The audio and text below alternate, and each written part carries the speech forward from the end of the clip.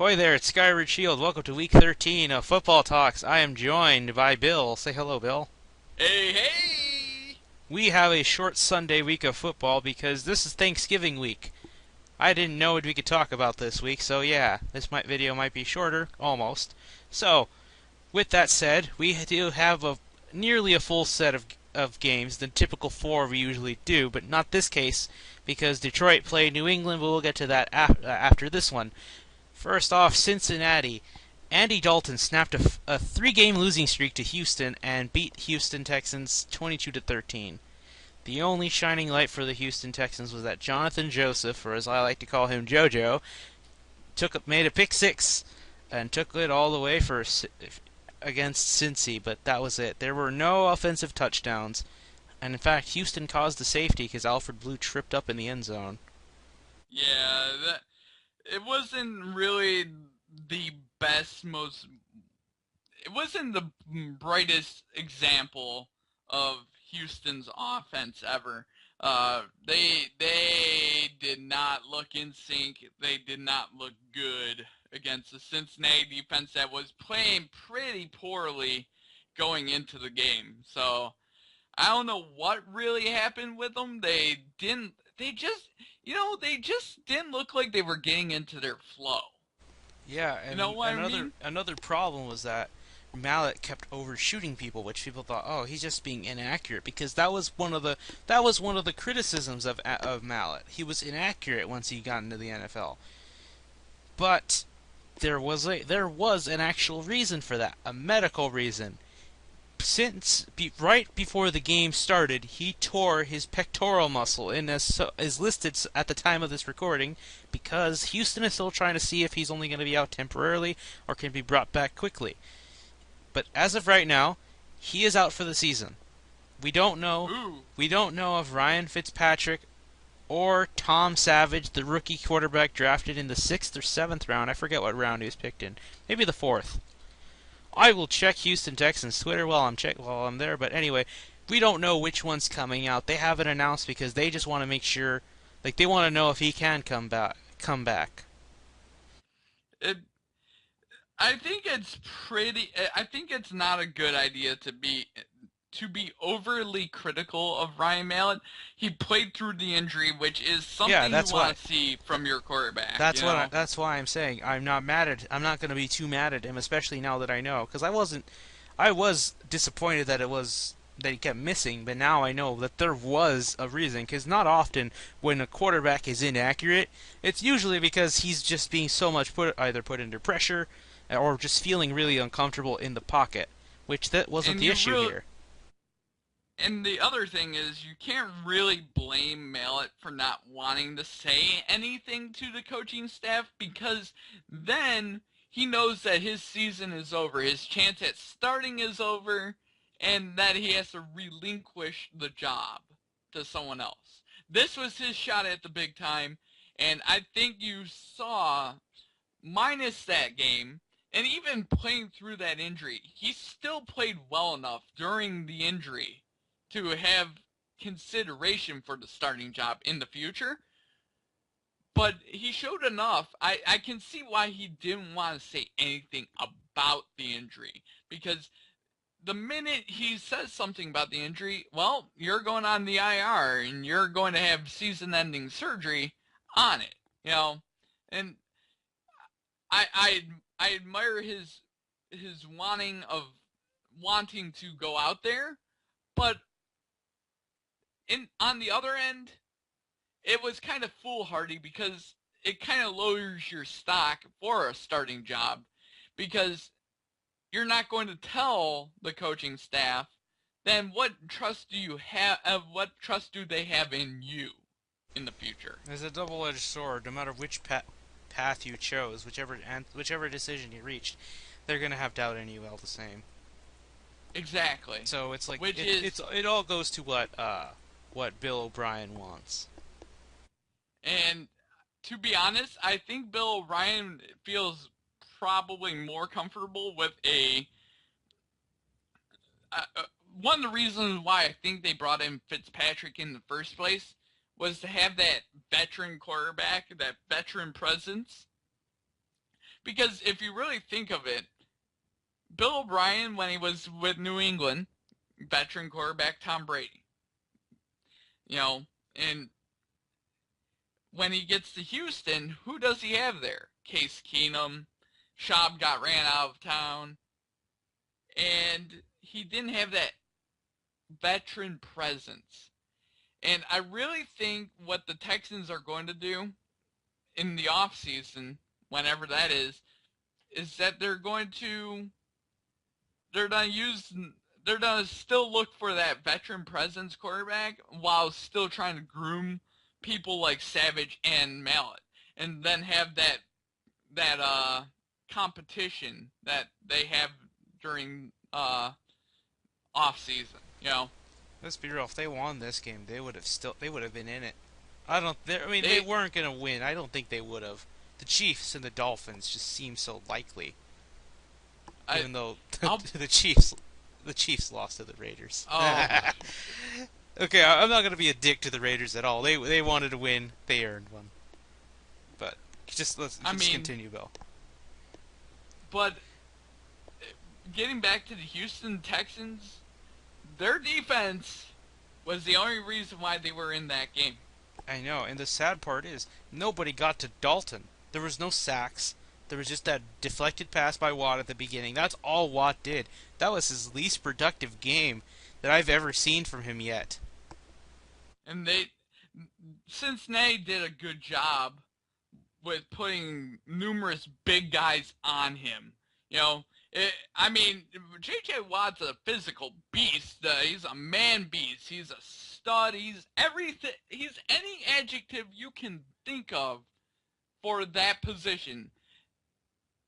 And you put two monster, gigantic behemoth people on him, no matter what you want to call him, he's not going to defeat that sort of double team. Two 300-pound beast men, you know, can contain a one superhuman guy. You know, I mean, JJ can only do so much.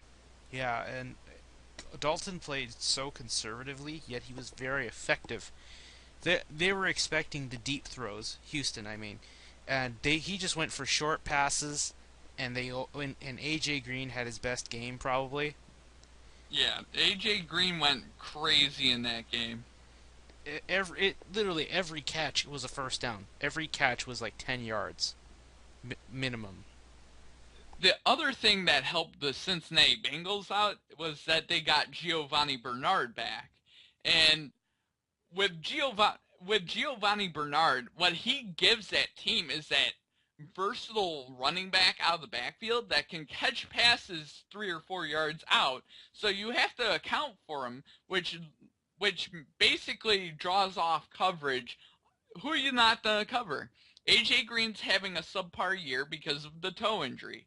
Mohamed Sanu's going crazy, and you got Giovanni Bernard, a really nasty running back, coming out of the backfield on passing plays. You're going to roll your coverage from Sanu, who should be getting double-teamed, and A.J. Green, and you're going to move them to Giovanni Bernard. I'm thinking, screw it. It felt like Jeremy Hill going at it again. I mean, he didn't do as great as the other game, I think, where he went for 68 yards on the Saints. But, you know, he played a really good one, so they have a 1-2 punch with Hill and Sanu. Or not Sanu, Bernard. Yeah, Gio Bernard is... He's shifty, like a Reggie Bush type. You know, he's shifty in the open field, and you got to account for him, and if you don't account for him, he's on break one.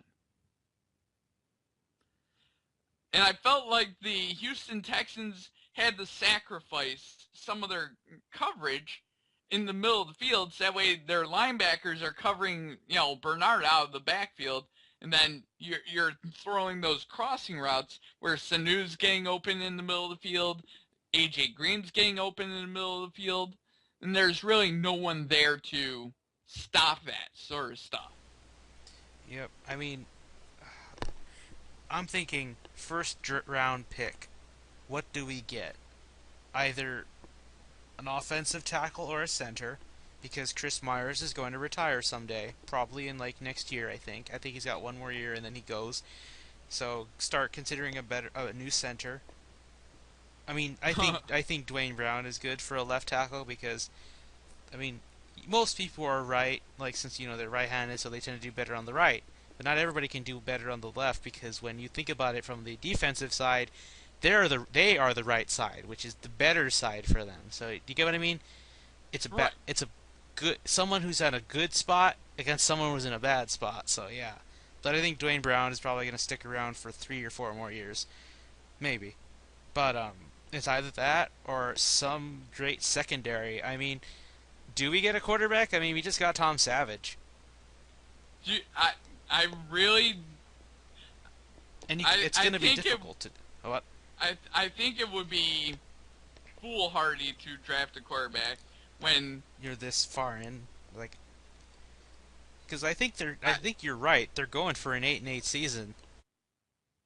I really believe that they're going for an 8-8 season. I really feel that they need to improve the offensive line. That's one thing that they need to improve. And the other thing is linebacker. Linebacker would be a very interesting spot. You get a good middle linebacker, a good young middle linebacker, a sort of like a Luke Kuechly style middle linebacker for that defense, and that makes Brian Cushing better. That makes Jadeveon Clowney better. And that makes J.J. Watt even more scarier. You get a smart middle linebacker in middle linebacker spot that can run the defense and get people in the right play and then audible into different coverages and stuff and different plays based off of what's happening on the field. You get a linebacker like that, and the whole defense will be even better, more scary, and better prepared for every situation. hmm I mean, that's the only thing I can think of. A star secondary or an offensive lineman. Because, I mean, I think we are good with everything else. The quarterback, we just picked one, and like what I said, or we both said, they have such a Fourth good to record. seventh. They'd have to plummet and screw themselves in every game, which I doubt And they know they don't want a repeat of that. Especially for that Bill won't O'Brien's happen. case. There's no way you're going to bomb to the Jags and to the Titans when you're doing this good and they're doing that bad. But to be fair, the Jaguars have always been consistently bad, except for that end of the season last year, which doesn't look like it's going to happen this time. But I digress. I can't think of anything else to take out of this. I mean, oh, there is a kicker, but I doubt they're going for a kicker. Like, Yeah. if you're going to get a kicker, you're going to get a kicker in round 7. Yep, but I can't think I of mean, anything else to take away from this. The Texans are gonna do well against the what is it? The Titans, the Tennessee Titans, who they'll play this Sunday. But I mean, Bill, do you have anything else you want to make a note of here, or you want to move on to the next game? the overall note I want to say is that Cincinnati took the game seriously against the Houston Texans, and the Houston Texans took the game against the Cincinnati Bengals, I thought, a little too lightly against them. They took their defense a little too lightly, and I think that's a learning experience. And this style of game will help the Texans in the future. hmm There is one more thing I just remembered now. But, oh yeah, so Bill, about Cincinnati. Do you think they're back on track, or do you expect them to plummet and fuck up again? Because if they're gonna fuck up again, I think it's this week against. I think they're playing the Browns this week. I feel like they're back, but I feel like every team in that division's back, and it's going to be a slugfest in that division. They've all with the Baltimore Ravens winning last night. They're They're, all at least 7 wins minimum. they all have 7 wins and 4 losses or 3 losses with 1 tie. Okay, no, It's Bengals got another easy game. They got the Bucks. Okay, no, yeah, they haven't played the Browns. They're not playing each other again yet. It's probably week 15, but yeah. So, do you think that they're gonna get? Do you think they're taking the division, or you still have the Browns? The Browns have I to beat them one more time for priority. I'll put it this way. I still think the Browns have the best shot.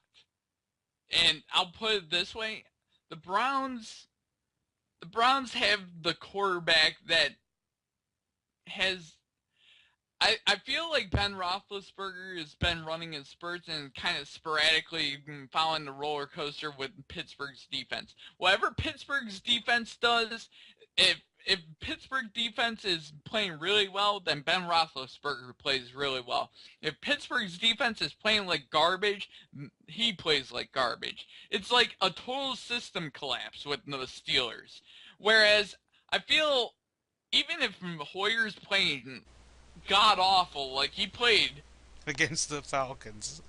against Falcons, that they still can figure out a way how to win the game. So I feel that they have the division, but I feel like Cincinnati and Baltimore might give them a run for their money.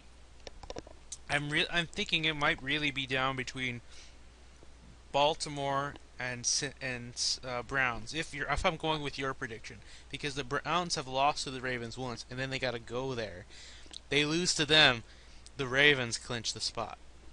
Maybe depends on what they do the rest of the season. I'm going to put it this way: I really expect that division to come down to the last week. Oh, it is, Bill. Okay? They're saying the NFC West is the most fun. No, it's the AFC North. This is the rivalry we've been waiting for, where every team is at each other's throats. I don't know who said the NFC West is the most fun, but they're full of garbage. It's the North, man. AFC North is so fun. I mean, I actually start to enjoy their games. You know what I find the most fun? The NFC South. I want to see how bad one team can be when they entered the freaking playoffs. The Bucks are still in it theoretically. They're in it and they're 2-9. They're second. I wish the Lions were in that division. They would already have a goddamn playoff spot already sewn up. And they've only... Okay, how many games... Okay, they're one away from the first round pick in the draft. No, never mind. No, that's not true. The Jags and the Raiders are there. They're like 3 away. 1-10. And the Tampa Bay Buccaneers have a 2-9 record. They could be the number 3 overall pick, and if they make the playoffs, they could have the number 16 overall pick. That's what's scary about that division. A team that could go 4-12 could make that division. God only knows. Yep. But oh man, I mean, oh well. We'll get to the playoff thoughts. What on week 15? So 2 weeks from now, I'll talk about that again. So, moving on. Detroit went to New England, and for what a time! It looked like Caldwell figured out the Patriots, because it was 3-0 for a while. Because I was having to look at it, and then no, Tom Brady just put it into high gear and just decimated. They got embarrassed. That was embarrassing. The offense of the Detroit Lions was embarrassing. I thought it was bad last week, but this one was worse. That was one of the worst performances of the Detroit Lions offense in the last 4 years. That was the most embarrassing offensive display since Mike Martz was the offensive coordinator of this team, when they had negative 15 rushing yards in a game. That was the most embarrassing performance I've ever seen in my life. But Bill, this is all your conversation, because I barely saw anything from this game. So that not only did Matt Prater, I think, miss a field goal. I think he missed the field goal in that game. Yes, he did. Not only did he miss a field goal, one of them barely made it. The offense dropped numerous touchdown passes and numerous passes overall. I've never had my mind blown by the amount of drop passes in a single game. Megatron was dropping passes. Sure-handed Calvin Johnson's dropping passes. Kyle Fuller in the end zone drops a surefire touchdown, goes right through his arms. You're a wide receiver and you're getting paid millions of dollars. Oh, well, he's probably not getting paid millions, but hundreds of thousands of dollars to catch a football. And you cannot tell me that you cannot just watch it come in and then you can catch it. Catch the football. That's what you're in the pros for. There's probably a high school player that's playing right now that could probably catch the football right now and take over your spot. What the hell? Just catch the football in the end zone. You cannot rely on the defense to consistently bail you out. And the Patriots just basically wore out the defense of the Lions, and they got the most points scored on them of the entire year. Yeah, now because of that, they dropped to 3. Seattle's back at number 1 because they held the Cardinals, who was arguably the best team in the league last week, to 3 points. And then San Fran's just been consistently number 2. So yeah, I'm gonna put it this way: the Lions' defense played as good as they possibly could under the circumstances that they were given. You're playing Tom Brady. They were given Tom Brady and an offense, and they held him in check for a while. But you cannot consistently not score touchdowns against a good team. You have to score points against Tom Brady, or they're going to they prove why they're the best team in the AFC, and they're going to prove it again this week. But we'll get to that. Oh, Bill, don't worry. You're gonna enjoy. You're a Patriots fan this week. Oh, I'm a huge Patriots fan this week. I'm going to enjoy watching Tom Brady pick apart the Green Bay defense, the Green Bay super defense that they keep saying. Expose it. That Aaron Rodgers is the second coming of like Bart Starr and all this. We'll find out after this week. With what you're saying, you know how I just said they exposed the defense. It's like with Dallas, people thought their defense was great, but then the Cardinals came around and just said no. Exposed it. This is basically a repeat of that, where it's going to be exposed here because you can't stop Gronk. I mean, literally, Bill, I won't lie. This is a strange matchup, but I would love to see Watt try and block Gronkowski. The Lions did an amazing job against Gronkowski. What did he do? What was his, like? I think he had only, 50 yards, 58 yards. No touchdowns. 58 yards. Well, give the Lions credit. They contained Gronk. It was their 230-pound battering ram of a running back that got him in the end zone a few times. I mean, theoretically, if LeGarrette Blount doesn't get cut by the Pittsburgh Steelers and signed by the Patriots that week, they don't get 2 of their touchdowns. Because I don't know if Jonas Gray can go through an actual good defense, but, I mean, the guy looked great. Which, I mean, I hated that they did that, because Jonas Gray coming out of the practice squad, and back to the practice squad with you. Well, That's so Belichick. He missed team meetings during the week, so he was benched. I'm pretty sure that LeGarrette Blount has done that too. I could swear I heard that. Not under Belichick, though. I'm pretty sure that was with Belichick. Belichick's been around since forever and probably will die a Patriots coach. He's literally like a Supreme Court judge, where he's there till he dies. Pretty much. No, he can retire, but I don't think he is. He's a Hall of Fame head coach, but I feel if he loses the locker room, which I really highly doubt that they're going to lose the locker room, he hasn't had, ever since he's been in New England, he hasn't had anyone but Tom Brady at quarterback. Tom Brady's like another one of him. It's like... Once Brady's gone, we'll see what happens. But the way Bill Belichick plays, he's like a tactician to me. I mean, he literally builds strategies specifically for that team. It's not that let's stick to this one thing like how Houston's like let's just run the football, or Dallas does that too. But it's like nope, I'll come up with whatever I need to do. Like he ran the fuck out of that football against the Colts because he knows they can't even they can't stop Arian Foster for shit. They couldn't stop these other running backs who might have been okay next to him. So I was like, oh, I'm going to run Jonas Gray against this guy. This guy comes up with strategies specifically for every team. Exactly. That's why you saw Tom Brady throw the football 53 times against the Detroit Lions. I mean, everybody's praising the Chip Kelly offense or Chip Kelly as a whole. But I think, yeah, that's true. But, I mean, we've already given Bill Belichick so much praise, but I think he deserves a little bit more this week. Bill Belichick is always a smart guy.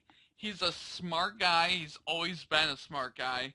He's just in the perfect situation with the perfect team that knows he knows how to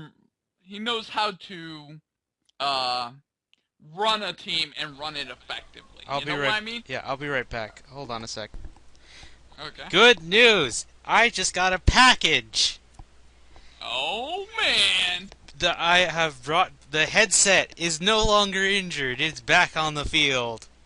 Though no, it's gonna be benched for the rest of this video because I can't change mics mid-recording. But just know, next week I am back with with my good mic. It just got here way before I expected it to. Bill, I had this thing almost on injured reserve, but no, it has. A dedicated headset has come back to me, and it is ready to play. Oh man. Okay, so I just had to make a football joke with it because I missed the opportunity when I mentioned it was broke. But starting next video, and I guess every video from here on because I can finally record Fire Emblem again or whatever. So yeah, next podcast, I will have the good mic. No more popping noises from this one. Just deal with it one more week. Oh man.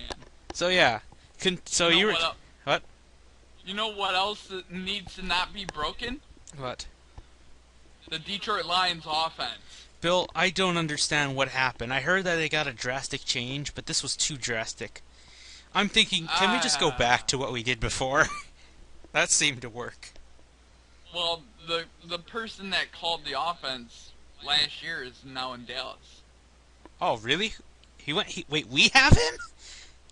Yeah, Scott Linehan. Holy shit! Wait, Linehan? I thought he was our defensive. Oh, wait, that's Marinelli. Nope. Wait, what? Who's our defensive? Your offensive coordinator is Scott Linehan. And who's our defensive in Dallas? I have no idea. I could swear that's Marinelli, because I've heard that name from Dallas many times. It's probably Marinelli. They have such weird names. They sound like they're from Italy. Now think of it this way: Marinelli was last year in Chicago when Chicago had a good defense, and you still also have Monte Kiffin as I think either a consultant or a defensive coordinator. I still want to say it. I think the name's Marinelli, but whatever. Okay, so still, I kind of liked how the offense originally played before, but I don't know what's going on. I don't know how coaches work, so I'm in no position to say. But I just don't know where is this offense trying. What's its identity? What's its identity? It needs to. I really, really hope that their identity needs to be get rid of all the offensive linemen because Matt Stafford's under a constant attack. Well, remember he's been playing. They played 3 straight good defenses. So issue number 1 is getting a real center that isn't not garbage. Wait, did he Dominic? Wait, don't tell me he threw the ball out of the wrong way again. Dominic Raiola, our center, had to apologize to the New England Patriots for getting too chippy and trying to do something to a Patriot, which he had to apologize for. And this is the same center the same guy that I've always not liked as a Detroit Lion. He's a holdover from the 0-16 team, and he needs to go. He's a proven loser. Get rid of him. He is not good. Leave him on the bench. Do something with him. Just get rid of the center, Raiola. Well then, Bill, I can already assure you what we're getting, what they're picking next They season. need offensive linemen very, very soon because this is getting embarrassing to watch that Matt Stafford's running for his life every play against good defenses. If you look at any good defense and you look at a good offense, typically they block good defenses pretty well. Yep, but again, well, look on the bright side. I want to say, like, just like Houston, despite these guys, the Lions having more away games, they've got an easy schedule. They've got the Bears, then they'll have the Bucks, the Vikings, the last home game. Then they go to Chicago, and then the final game is the roughest one in the patch, is Green Bay. So Yep. I'd like to think they have good, easier games to start figuring out what the hell they want to do.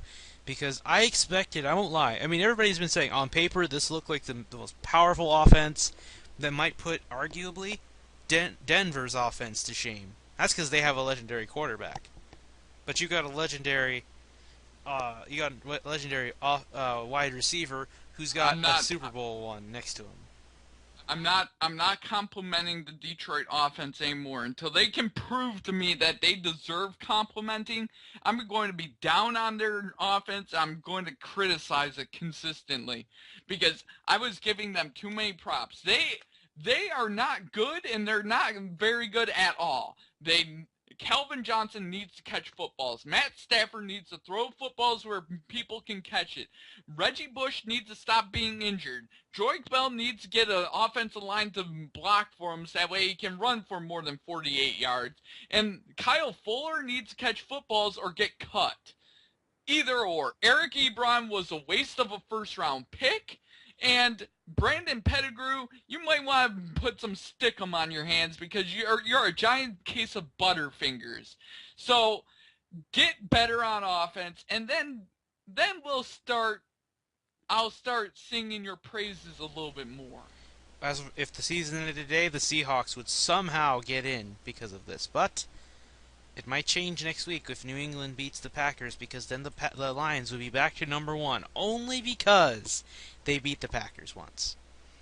Correct. But I digress. The last thing I want to note is that, like I said before, I think they just got to take care of business in Detroit for Thanksgiving against Chicago, and then they'll have plenty of time to figure out what needs to be done. They've got almost what I call like a quarter of a bye, because they have the rest of that week off, and then they'll have a full week, and it's business as usual from there. Straight Sunday games, nonstop. So really, Right. just get the act together, if not only for this week, for this Thursday, and then take that time to stop and think what you need to do, because really it's a little easier, but right now these are games you can't afford to lose. You cannot let that gap between the Packers and you get any bigger, because the Packers are already past you. They're going to be knocked back. But unless the Packers lay an egg somewhere, which doesn't seem likely, the only team I can think of that can knock them off is the Bills. Which I know you hate to say it, but Bill, I mean, they nearly shut out. They shut out the Jets almost in your place, or Ford Field. But Bill, I know the real reason why you didn't want to go to that game. I know the real reason. You said to me in the chat a couple days ago, I don't want to go because I don't like going to downtown Detroit at night. But Bill, I know the real reason. You did not want to see Rex Ryan and Jim Schwartz, two of your most hated coaching people, in the same area or in the same presence as you. You did not want to be around both of them. Exactly. Well, I'm joking, it- but I just wanted to make that oh joke. yeah, oh yeah. But more on the radio here, and I'll just say this: they were advertising going to the game, okay? They were advertising going to the game, and the reason to go to the game was to make the game be a home game for the New York Jets and to boo the Buffalo Bills. Too bad that didn't work. Yeah, too bad it didn't work. I mean, I didn't even pay attention to the game. It wasn't even on. It was only on locally, and it was only on locally in Buffalo and New York. So Yeah, I wouldn't know. I will say, it felt like the Buffalo Bills were the Saints when they were good at home, because it's a dome. It felt like the Superdome that day. Oh, Because they shut. I mean, Let's be real. They shut out they shut out Michael Vick, and they had to bring out Geno Smith, which didn't do any better. They shut out the Jets to 3 points. So I'm calling it a shutout. It's 3 points on the board, but no, it's a fucking shutout. the New York Jets are a joke of a team, and Rex Ryan will get fired. The Bills aren't even in the race. I think they're just trying to get at least a winning record, which good for you. At least it's better than what you've had before. I mean, I feel good for the people of Buffalo for their team. Especially considering. I don't feel Oh, what? Continue, because I had a joke at the feel- end of this. I don't feel good about the Jim Schwartz being. You know what's Good you know at what's sad for the Jets? You know what's the worst part? They got shut out by a team who barely got any practice in. Yeah. Just let that sink in. To New York Jets fans, think about it this way: you lost to a team who barely got any practice in, and could have potentially not have practiced at all, and still beat you and shut you out. Wait, hold on. Okay, we're back, and I forgot to click play. But what I was gonna say is that I got a package just like 20 minutes ago. Turns out I have my headset. It's back. It's out of injured reserve. It somehow came back to play for the rest of the season. So starting next week, because I can't change mics mid-recording, you're gonna hear my good mic, assuming it sounds well. Because if not, I'm gonna take it back and say, "Hey, you didn't do it. You didn't fix it." But the company's been so nice to it. So this wasn't supposed to come back till next month, but it made it just in time for Thanksgiving. Anyway, so yeah, starting next week from now until the rest of the season and the postseason, you're gonna have my good mic, so no more mic popping. So yeah, we didn't make any more comments about Detroit, right? So we can move straight on to Dallas. Okay, so for the Dallas game, it was a good game. For a primetime game, it wasn't a one-time slaughter fest like it always has been. It was a good rivalry and heavily contested game where it literally went back and forth. So, yeah. I was trying to, like what I said there, I think it was a good game. Romo played good, and now people have realized, instead of like what you were saying in the last thing where they're blaming him, they need him. And my God, I'm giving the MVP for the day to the offensive line. For that last drive, those two big throws he made, he had about 20 seconds combined. About 8 or 9 seconds on each, for the first one for 8 seconds, and the second one for 8.99, but let's just say that's 9 seconds. So, he got about 20 seconds combined there, protected. He had nothing to worry about because that offensive line is just too good. They play in sync. They aren't afraid of anybody. I mean, they stopped one of them, Doug Free, I think on the right, he's the right tackle, held J.J. Watt by himself. No man. It's not every day you hear one man is able to stop the beast that is J.J. Watt. So, give the offensive line the credit they deserve. And the other thing that they need to give credit is that they actually continuously are sticking with the running game and having DeMarco Murray basically running and causing the havoc for the defense, because really you need to stop the running game, because then you make an offense one-dimensional. If you stop the running game, they'll get away from it. And then they start throwing the football, and that's where Tony Romo and the Dallas Cowboys have been very bad is when they consistently have to throw the football. When last year they were going crazy throwing the football, it was all about Tony Romo and Dez Bryant and Tony Romo and Dez Bryant, and you saw what happened. They had a horrifyingly bad year. This year, they're running the football, controlling the clock, not letting that defense come out to play. You're basically strangling the opposing team's offense from seeing the field, and you're winning football games. And not only that, it also protects Tony Romo, where he can't get rushed every game. I mean, sure, Washington was bringing a lot of blitzes, but they were also passing the football way too many times in that game. They didn't keep the faith in Murray because, like, for your backup quarterback, if you have a good runner, do you know how that would make them more comfortable? I mean, that's why Mallett was more comfortable in his first game, because they ran the ball, and so that's how they tired out the Browns defense. And he's technically a backup. He was technically a backup, so he was more comfortable throwing the ball, and that's where Whedon's problem was. I mean, I don't think he's even ready to be a quarterback still, but if they didn't run the ball with Murray like they should have that game, or the Cardinals won, but to be fair, the Cardinals, that's one of the best defenses in the league. Not statistically ranked, but you can tell it is just by looking at it. Anyway, so it feels like if you give Murray the ball over 30 times, get 100 yards, and maybe a touchdown of him, which it's optional, you win the game. You usually will win the game. It's like with Foster in the Texans. You have Foster in there running. Doesn't matter how many yards, as long as you run more than you throw. You win the game. Right.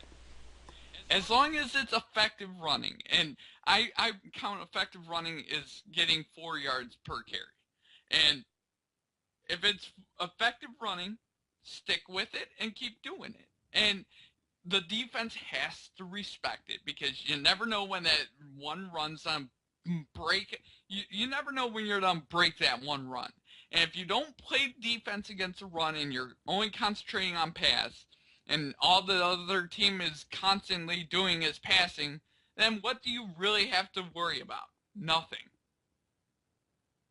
So Dallas proved that sticking with the run was the way to go, and it paid off in dividends against the New York Giants at the end of that game, because they were still running that football even at the end of that game. It's amazing that there aren't a high-tempo, no-huddle team, but I know why. Because if they score quickly, that defense will still get tired. So the only reason they're doing no-huddle is because that defense is crap. Now, if it were good, they might do no-huddle, and they might just wear and tear the opponent's defense just even quicker. But I digress. I thought it was a fun game, and you gotta give credit to Dez Bryant. 2 touchdowns. I mean, I thought it was difficult for him to get a touchdown last year, but this year he's just getting one almost every game. Which him and Jason Witten keep scoring more. And we're not even counting the other great offensive weapons like Beasley, who actually scored one too. Escobar and I believe Terrence Williams. All you had to do last year was cover Dez Bryant, and you took away Tony Romo's #1 target, and he was just throwing into triple coverage towards Dez. I mean, that was last year. That's all that was happening last year. He was throwing the football 60 times a game, throwing like 30 balls to Dez Bryant. I wonder where the ball's going to go. Now he's spreading the ball around. He's running the football, and it's getting Dez Bryant wide open for easy touchdowns. Yeah, they have so many offensive weapons, just like Detroit. Ironically, it's almost criminal. It's almost unfair. Exactly. You could say it's unfair for the defense that plays them. It's like, you can't have this many players, because you got Dez, it feels like you've got 2 people there. Or for Detroit, you've got Megatron, it feels like 3 guys, because not even 3 guys can stop Megatron. But you know what holds the Detroit offense back is that they throw it way too much to Megatron, and he's like it's like a one-dimensional thing. You just throw it to him constantly, you're gonna lose, and you're seeing them lose because it's a one-dimensional offense. And they're not running the ball The same thing is happening.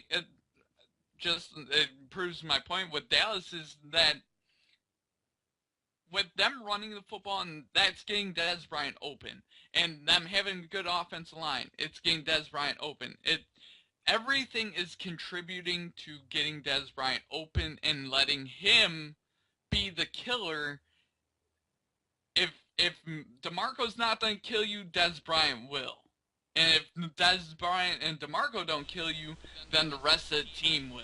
Jason Witten, Beasley, who ran 40 yards. God damn. It's like, I was like, holy shit, is he going to do it? Because I just changed the channel to see what's going to happen. I just see that throw to Beasley. And it's like, oh god, look at this blonde guy run. But I digress. I think that's all. That's the only thing. The only other one thing that worried me a little bit. This was a little bit of a worry. When I saw Dan Bailey keep getting those extra points in, a couple of them he barely made. It's like, holy crap! Like, did he get hurt or something? Because I didn't see him get that field goal at the beginning of the game. So I was like, did they hit him again? Because I remember with one of the games he got like a defensive player. I think it was either the Cardinals or a Giant actually ran into him, and he like sort of limped off the field. So I was like, oh no, that didn't happen again, did it? But oh well. So since it's Thanksgiving, I think we should talk about the two Thanksgiving games because it's a short week. Yeah. So Bill, So talk about your team since they're first on the list. my Detroit Lions are taking on the Chicago Bears. We both picked I Detroit. feel this. Yeah, we both picked Detroit, and I feel this is the game where the Detroit Lions offense will finally be all together. And I feel this is the perfect opportunity against one of the worst defenses in the history of the NFL Yeah, giving to 50 points back to back. to right the ship and kind of pummel them. They're going for their third straight win against the Chicago Bears, which has not happened in a very long time. Yep, which let's make it happen.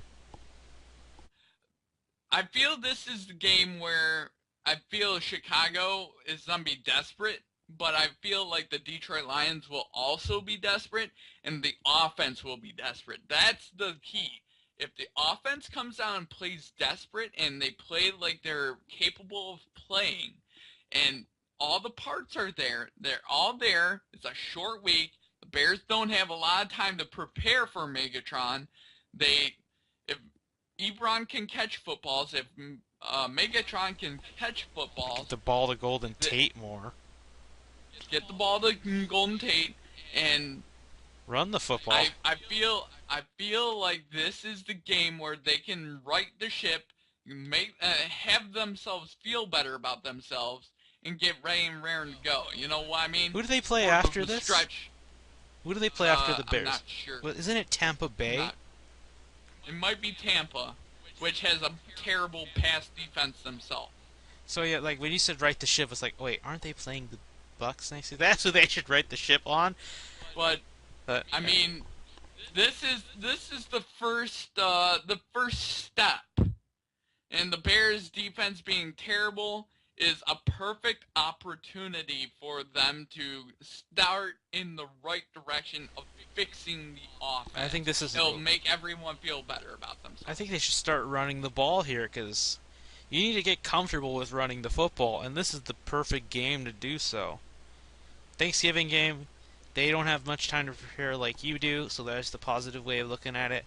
And you see Joique Bell, and like I've seen every person who's in the NFL criticizing this team. It's like, why don't you run Joique Bell? He's hurdling over players.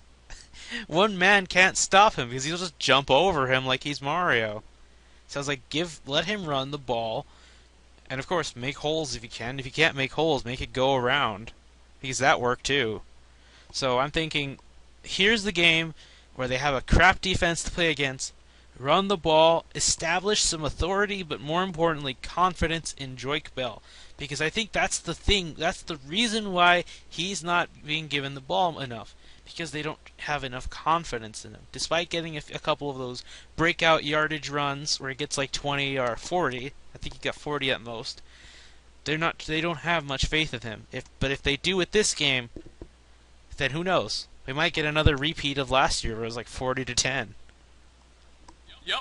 So I'm looking forward to that. But the other thing is, I would say give the ball to Golden Tate because when they double cover Megatron, chances are one of your tight ends or Golden Tate's open. And you've seen Golden Tate can just easily shred through a secondary by himself if you give him the opportunity. You don't even need to give him that much space, Yep. and he could just take it in all the way. So that's what I'm thinking. Just let them focus on Megatron. When you see that chance, like that's how they've been working with Dez. I think take a page out of Dallas's throwing options. How they just basically like, come look at Dez Bryant now, which the Eagles are going to be looking at. They're saying, oh, we'll stop the run, which we'll get to them in a second. But they know as well as anybody else that's going to play Dallas later. You need to watch Dez because if he's open, it's an instant touchdown 9 out of 10 times. Right. So that's what they should be doing.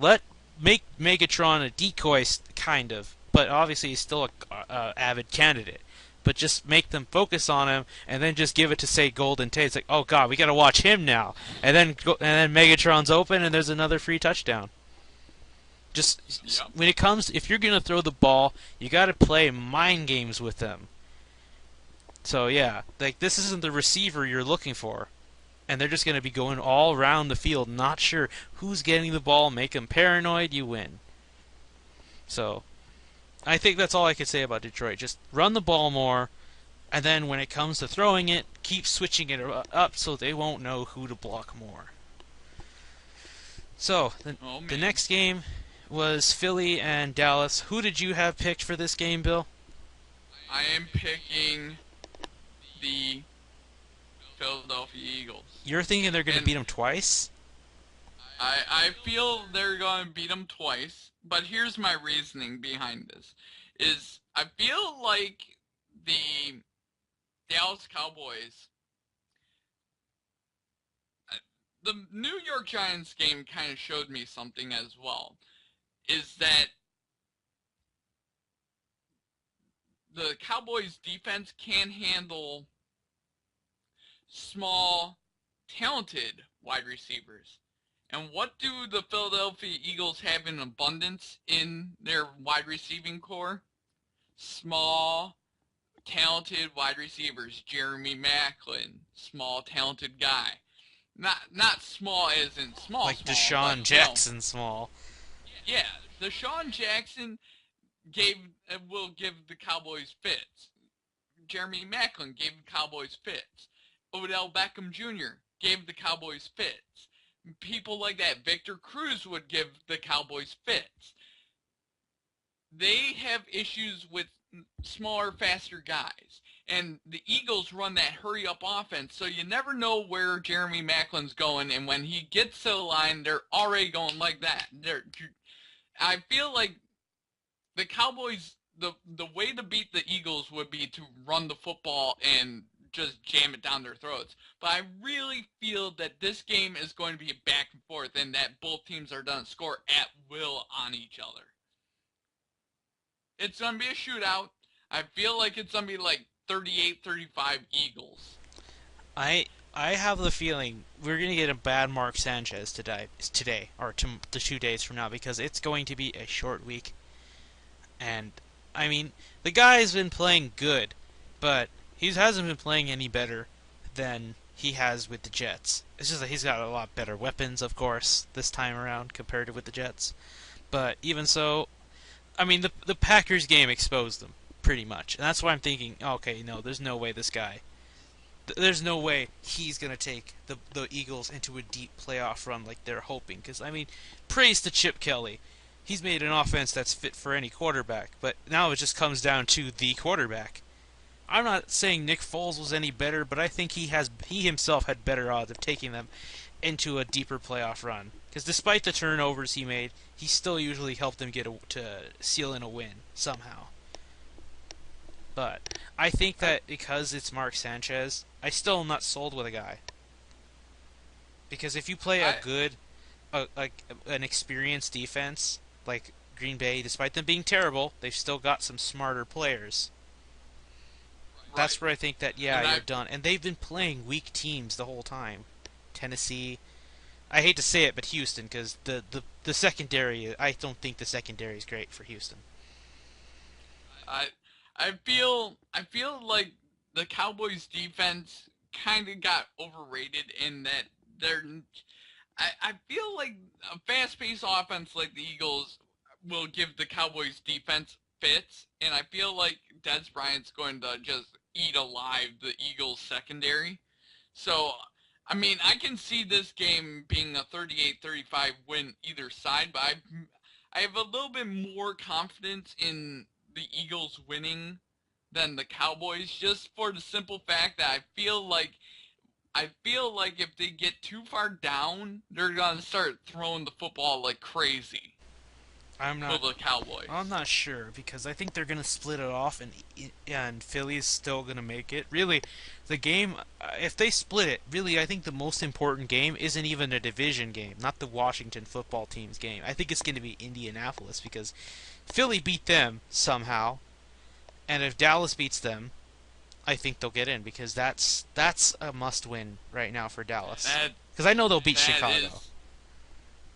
Oh yeah, Because Chicago's not winning. and Washington, if they stick with RG3, oh yeah, they're not gonna win. They're not gonna lose to them. Like so, They should never put him back in. they're putting him in for one more game for the Colts. It's like, He's a whiner and he shouldn't be in the game. I But I digress. So to finish up, I think you are right. This game could go either way, but I'm just so fixated that they're gonna split it off. I don't see Dallas beating Philly at Philly. I think if they really want in on the playoffs, they need to focus on winning this game more so than the other. If you could only pick one, I would have picked the home game because really, this is the one you've got the best odds at winning. Because, like I yep. said, I don't think the Eagles are that great on the road. They've lost more road games because I don't think they've lost a home game yet. And Dallas, I mean, well, it will be interesting because Dallas is technically the only team that's undefeated on the road. Strange. I know that's a strange statistic. I watch too many football podcasts. It's all good. So so you got Philly, I've got Dallas. It'll be an interesting game. We already chose between Seattle and San Fran. They're both desperate, but I think San Fran's going to beat them. And I feel Seattle's going to beat the 49ers. I think it. What do you think? It's going to be a. I think it's going to be a 7-9 game. It's gonna be a defensive slugfest. It's just I don't see either team scoring a touchdown. It's gonna be like a 9-6 game. I've got 9-7, but that's because that sounds more fun to me. You know what? Actually, I'm thinking it's going to be different. It's going to be a 9-7 game only because two touchdowns, one by each side, and a safety. That'd be an interesting way to lose a game. Safety. You didn't know the lowest scoring game in history was done like in the Yep. 1920s by a single Like safety. 5-2. No, it was actually a 0-2, a safety. Oh yeah, 2-0. Yep. Yep. I do remember. That's a safety. That's just like that had to piss off that team, the one that lost. But it was also an old game. Oh, those were in the 1920s, man. Damn right, that's old. So, okay, let's move on to the picks. You ready, Bill? All right, here we go. Start us off, Sunday. 1 o'clock games. The Washington football team at the Indianapolis Colts. Oh God, okay.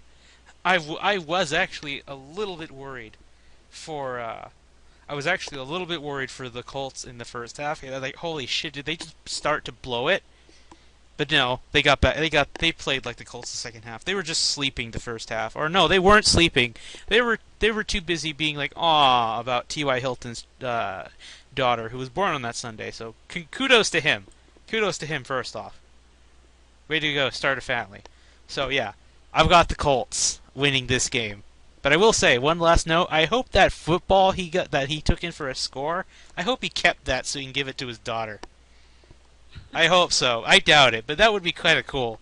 Like, I scored this touchdown for you when you were just born. That's an interesting story for your kid. But who do you got, Bill? I've got Indy stomping the Washington football team. So will Colt McCoy come out? I think Colt McCoy's gonna be out in the second half. Or I hope they pull RG3. he's a whiner, and something about him just something about him just annoys me. How do you think I feel about the Seattle coach now? Now you know how I feel. So let's go to the next game. Exactly. Next up, Tennessee Titans at the Houston Texans. Okay, I don't think it matters who goes out for this game, like which quarterback. I mean, honestly, I say put Tom Savage just to see what he's got, because you're playing the Tennessee Titans. You have nothing to worry about, especially because I've heard Arian Foster is likely to come back for this game. So with two good running backs, with Blue, who's shaping into a good one, unless he plays like last week, which give the Bengals defense credit for that. I think the Houston Texans will gouge the Tennessee Titans. So I'm hoping for Tom Savage. Let's just see what he's got, but it's probably going to be Fitzpatrick. But even so, I still have Houston. And I have the Houston Texans. I don't see how the Titans are going to beat them. There's just no way. Next up, the Cleveland Browns at the Buffalo Bills. Bill, say your pick for this one, because I don't even know. This is one of those games I have no fucking clue where this is going to go. Brian Hoyer is going to go into Buffalo, throw like 2 interceptions, and still win the game. The Cleveland Browns will pull off another upset win and kick a field goal to win it at the end, and then Jim Schwartz thought he was going to get carried off on their shoulders, but then they'll just have to drop him down on his ass, and the Browns will go into Buffalo and defeat the Buffalo Bills. You see, I have sort of a different one. I say Hoyer's going to get injured in this game, but still come back out like a few plays later. He's just going to get the wind knocked out of him. Johnny Manziel is going to come out and throw a pick. Oh, jeez. However, despite that, the Browns will still go into Buffalo, barely come out a win with the game-winning touchdown. Ooh, this one is difficult. San Diego Chargers at the Baltimore Ravens. If the Broncos-Chiefs game or the Patriots-Packers game wouldn't have made the Sunday night game, because really you could have picked one of those two. But right. I think it's going... Like, this game would have been there. This is a perfect candidate. But anyway, I have the Chargers as my upset of the week. Chargers going to pull a rabbit out of their ass. The defense is somehow going to pick off Joe Flacco, because I think he's he's a dated pick machine. He just hasn't thrown that many these days. He will later down in the spree of the season, and I think the Chargers are going to win in overtime. I feel this is going to go to overtime as well, and I really believe that the Baltimore Ravens will come out on top just barely. I don't know how or why. I just feel like they're going to win. This game is just too. This game just looks too fun to watch. Next up, the game of the week: the New York Giants at the Jacksonville Jaguars. Let's be real. I said it. I think I said it to you, but I think the New York teams just have this thing where they suck at every game these days, except for the one division rival that they hate. Bill Belichick is that team for the Jets, because Rex Ryan hates Bill Belichick, so he gives the Patriots all they've got. So for Dallas, Dallas is this case for the Giants. They suck with every game except when they play the Dallas Cowboys. So you get what I mean? So in this case, the Giants are going to fail to the Jaguars. Blake Bortles is actually going to play well this game. I thought I was going to be the only one on this. I was going to say the Jacksonville Jaguars are going to go in and win against the New York Giants, and I feel like the Giants will fire Tom Coughlin after this game. Actually, I have a different game where he's going to get fired, but get to that later. Next up, the Cincinnati Bengals at the Tampa Bay Buccaneers. Okay, I've got the Bengals easily winning the Bucs game. In fact, for the Tampa Bay viewers, this game's going to end so bad, even though it's in their area, CBS is going to make a choice to change this game to the Chargers-Ravens game because the Bengals are going to run over the Bucs. I will say, though, Mike Evans is going to have his best game of the year. He's going to get 2 touchdowns for over 160 yards total running.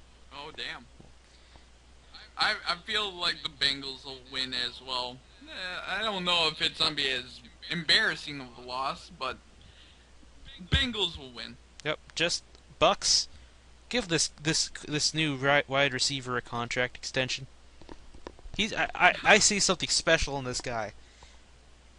But go on. Let's go to the next game. Next up is Oakland Raiders at St. Louis Rams. Oh, man.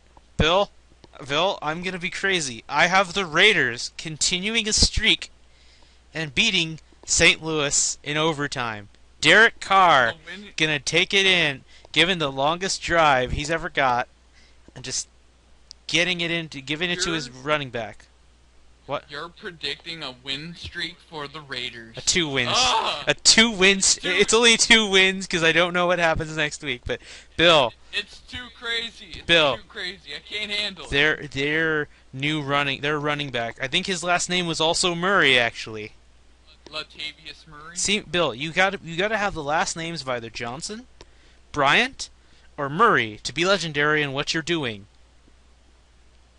Unless you're Sanders. Yep. And that guy, he's going to run it in for an overtime winning touchdown. What about the Raiders? I'm picking the Rams because the Raiders are a terrible football team. Bill, give that guy, that rookie guy, credit. And, well, I still think Derek Carr is the best rookie quarterback this year. I'm not counting Manziel because he hasn't played a damn game fully. Next game. Oh, yeah. New Orleans Saints at Pittsburgh Steelers. Pittsburgh Steelers further solidifying their authority and their climb to the top of the AFC North. I have the Steelers decimating the Saints to a shutout, and Rob Ryan is going to lose his job. And you and me, we're going to both be happy about it. I'm picking the Pittsburgh Steelers, and the Saints will go 4-8, and you're gonna hear one of the crazy stats at the very end. What do you? Oh, right, wait. What do you mean crazy? I thought where's the crazy stats? I thought you were gonna tell me them. I'm gonna give you the crazy stat after the games are done. Okay. Okay. Carolina Panthers at the Minnesota Vikings. I've got the Vikings because they played really well against the Packers. Give them credit. It was actually a close game. It was actually enjoyable. I did not expect that. I've got the Vikings beating the Panthers, and the Panthers continue to suck. I also have the Minnesota Vikings beating the Carolina Panthers. And they proved it against Green Bay that they're formidable, and the Panthers are not formidable, they're toothless. Next up, the Arizona Cardinals taking on the Atlanta Falcons. Battle of the Birds. I have the Falcons falling to the Cardinals. I mean, Drew Stanton's going to get some confidence and momentum going, which he desperately needs, so he knows he needs to do well in this one. Cardinals are going to defeat the Falcons. Yep. Easy. Next up, the New England Patriots at the Green Bay Packers. Patriots going to expose the Packers, and Rob Gronkowski is going to go long. He's gonna take one in for 60 yards. New England is going to liberate Lambeau Field from the land of cheese, and they are going to liberate them. The Patriots will come in, march as Patriots, and win the game easily. I should note, Rob Gronkowski, now after scoring the touchdown, he's going to keep running, and because they tell him, run, Gronk, run, he's going to go and steal all of Green Bay's cheese. Take it home with him. Oh, man. He's going to have a life supply of cheese for the rest of his life. Fun times. Next, next up, the Denver Broncos at Kansas City Chiefs. Okay, Bill, you might find this hard to believe, but I have the Chiefs. Despite losing to the Raiders, they're gonna give Peyton Manning a rough time because I think the Broncos are now slowly being incomplete, losing too many good players.